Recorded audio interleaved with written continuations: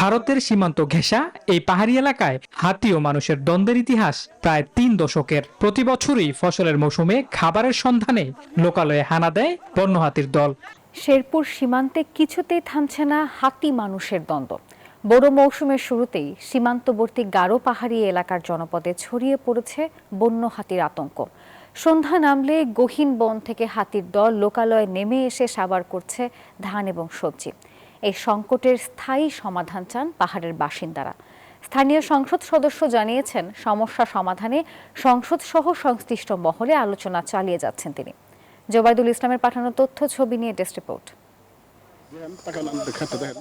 শেরপুরের ঝিনাইগাতি উপজেলার দরবেশতলা গ্রামের কৃষক মুস্তফা কামাল নিজের জমি না থাকায় ধারের টাকায় ৮০% জমি বর্গা নিয়ে আবাদ করেছিলেন বোরো ধান, কিন্তু গত বুধবার রাতে বন্য হাতির দল সেই স্বপ্ন মাটির সঙ্গে মিশিয়ে দিয়েছে।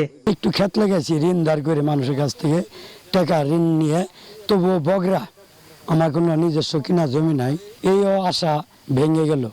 গত ২ সপ্তাহ ধরে শতাধিক বন্য হাতি গারো পাহাড়ের বিভিন্ন লোকালয়ে হানা দিচ্ছে, নষ্ট করছে বিঘার পর বিঘা জমির ফসল। এতে চরম আতঙ্কে দিন কাটছে সীমান্তবাসীর। Spanish digital print tiles, ATI tiles, এক টাইলসে জীবন পার। ভারতের সীমান্ত ঘেঁষা এই পাহাড়ি এলাকায় হাতি ও মানুষের দ্বন্দ্বের ইতিহাস প্রায় ৩ দশকের। প্রতি বছরই ফসলের মৌসুমে খাবারের সন্ধানে লোকালয়ে হানা দেয় বন্য হাতির দল।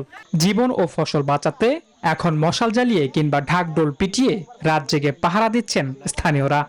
তেল সার বীজ দিয়ে বাজি বুঝি নিয়ে নাগাছিল তাদের ধান পামো আসা এখন তো এত হাতি আই সব খায়া গেছে গা।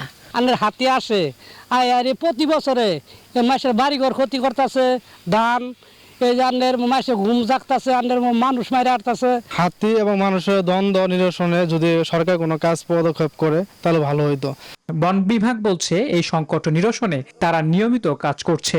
পাশাপাশি হাতির আক্রমণে ক্ষতিগ্রস্তদের সরকারের পক্ষ থেকে দেয়া হচ্ছে আর্থিক সহায়তা। ঝিনাইগাতি এবং নাজিরাবাদ উপজেলার ৮,৬৪,০০০ টাকা আমরা বিতরণ করেছি। ক্ষতিপূরণটা পেতে হয়তো আমাদের একটু ডিলে হয়, কিন্তু ক্ষতিপূরণ নিশ্চিতভাবে পায়।